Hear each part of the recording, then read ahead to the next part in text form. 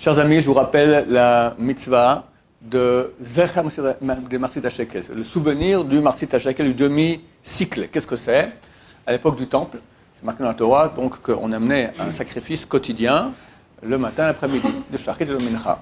Ce sacrifice vient au nom de tout Am Israël. Comme il peut venir au nom de tout Am Israël, chacun participait financièrement à l'achat du mouton qu'on sacrifiait matin et après-midi. Comment?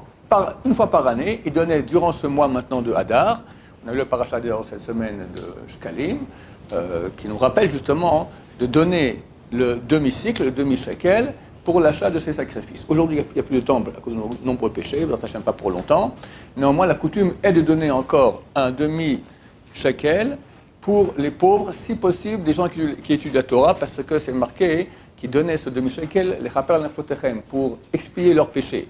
Or, on sait que si on donne de l'argent pour que les gens étudient la Torah, grâce à cette Torah-là, ça expie nos péchés. Tu n'as rien qui expie les péchés plus que l'étude de Torah. Donc, par le fait qu'on soutient la Torah, donc ça expie les péchés. La coutume est de donner cela maintenant jusqu'à Purim. Pourquoi? Le Midrash dit que Dieu a vu que Haman allait donner beaucoup de shkalim, quelques dizaines de milliers de shkalim à Achashverosh pour avoir le droit de tuer le peuple d'Israël. Alors Dieu a ordonné, donnez-vous les shkalim avant, comme ça vous contrebalancez déjà. Dès qu'il vient déjà avec ce shkalim, c'est déjà trop tard, on a déjà donné les shkalim en contrebalancement. Donc la coutume est de donner la valeur, ce qu'on met la valeur d'un demi-shekel, c'est 10 grammes d'argent pur au taux boursier. Ça revient en euros aujourd'hui à 7 euros, en shkalim 26 shkalim. Ça c'est le top. Celui qui c'est dur pour lui, il peut donner la pièce de l'endroit où il est en France à un demi-euro, en Israël un demi-shekel, au Japon un demi-yen, d'accord? Ou un demi-dollar à New York. Donc c'est la coutume. C'est pas obligatoire, c'est bien. On va dire que la coutume, elle est en tout cas pour les gens depuis l'âge de 13 ans. Maintenant, ça vaut la peine même pour les enfants et pour les femmes aussi. Et il y en a qui donnent même pour les ovarim, pour les embryons, d'accord? Une fois qu'on a commencé pour quelqu'un, on n'arrête pas. C'est pas obligatoire pour tout ce que j'ai donné, mais c'est bien. Et une fois qu'on a commencé, on n'arrête pas.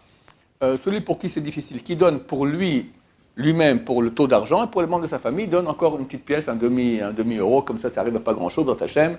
Et ainsi, dans Hachem, Dieu aura pitié de nous, va reconstruire le temple, on pourra amener des sacrifices, et surtout, comme ça on casse la force de Haman, la force de Amalek qui veut notre mal, et à Purim, on vivra sa défaite, Bezrat Hashem. Alors bien sûr, je fais cette annonce-là pour recommander à nos chers internautes de donner à Yeshua Yosef, à Léava, parce qu'ici on étudie la Torah, on diffuse la Torah, il y a beaucoup de Baruchim, Baruch Hashem qui étudient ici, d'Avrechim, donc vous faites d'une pierre 3 coups. Pas 2 coups, 1 c'est pour la Torah, 2 pour des gens qui sont pauvres, Avrechim qui sont pauvres, 3 on diffuse aussi la Torah, donc ça aide beaucoup à Israël, et ainsi Bezrat Hashem vous nous aidez à ramener encore plus rapidement Mashiach, qu'il y ait plus de tchouva, plus de Torah dans le monde. Merci beaucoup, Amen et Amen. Amen.